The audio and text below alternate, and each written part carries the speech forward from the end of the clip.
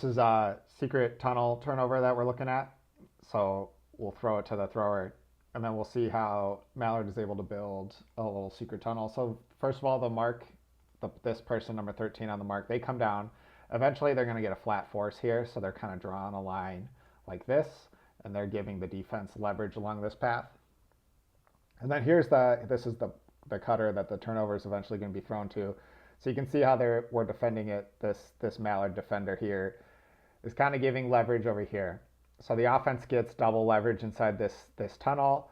We're building a defensive wall here, a defensive wall here. We're forcing them into this narrow space.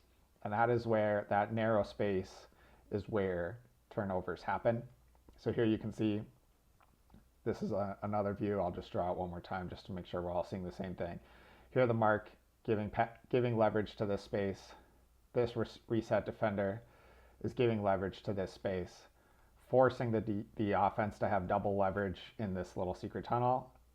And there's where mistakes happen and where we can get turnovers against really good players.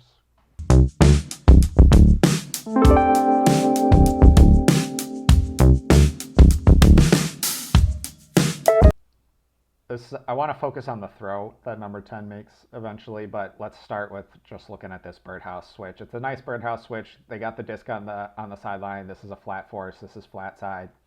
2v2 defenders. Max DeLin is going to do a good job of switching this birdhouse, picking that guy up. So nice little defensive switch to start the clip. But here's where I want us to focus, is the throw that number 10 makes. So number 10 is standing relaxed. He's got the disc in the middle of his body, which is good, and he's just going to aggressively and explosively step and throw right here. Let's set it up right there. So first of all, I'm going to draw a little imaginary wonder under. I've made everybody do the wonder under. It's made out of PVC pipe. I think this disc is for sure less than 18 inches off the ground. The wonder unders I built for you guys are 18 inches. So I think he's right in there. He's got his hand right in that wonder under, and he's snapping the wrist. I'll draw this in a different way to make the same argument in a different way.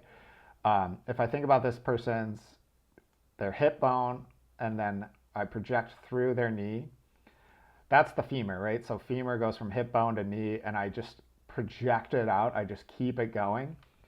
A really good throw, a good low release is one that comes from below the femur projection. And here's an example of, like, the disc is clearly below that line. So this person is getting down into their throw. And you can see the extension through the arm, so they're getting out and away from that knee really well. And then the last thing I'll point out is I make this adjustment on almost everybody as we're wonder undering. But look at this back foot. So toe in the ground, heel in the air. That allows you to just be stable. It allows you to drop this knee and be strong and have some stability. A lot of us try to rock on the inside edge of our foot, and then the outside edge of the foot comes up. So the whole inside edge is down and the outside edge is up. And this is very different. This is just get up on your toe, get your toe into the ground, let your heel come off the air. And I think this is the way to do it. This is the way to be stronger and more stable as you get low and drop into a throw. So that's a good example. And then I love how this is flat. I think a lot of people like to put edges on these throws. This is just a good example of it is possible to throw these flat. Flat throws almost always work, and they're almost always a pretty good idea.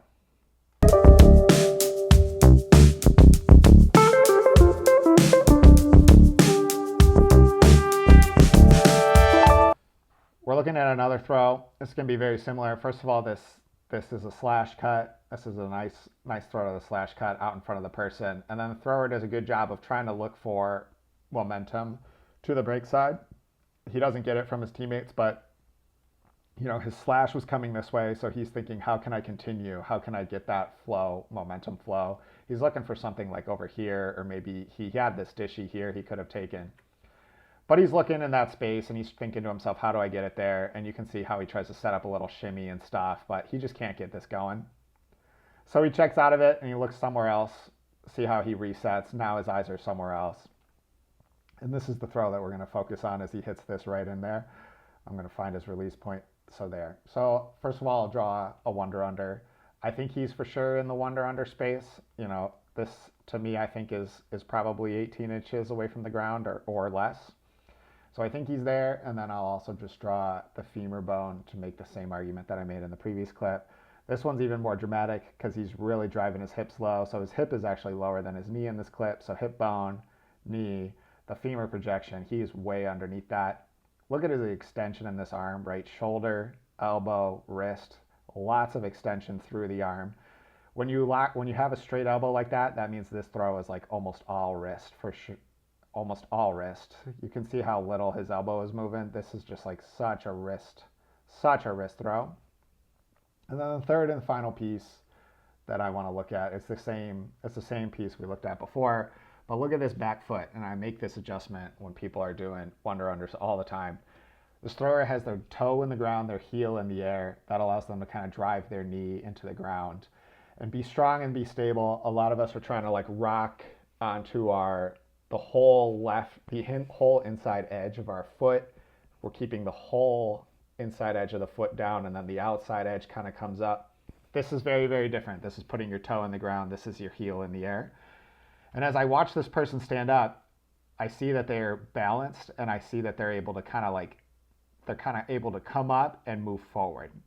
So a lot of us, when we're wonder-undering, as soon as we throw, we immediately fall backwards, right? And we kind of fall backwards and we go like step, step, step, and we take like 3 falling backwards steps.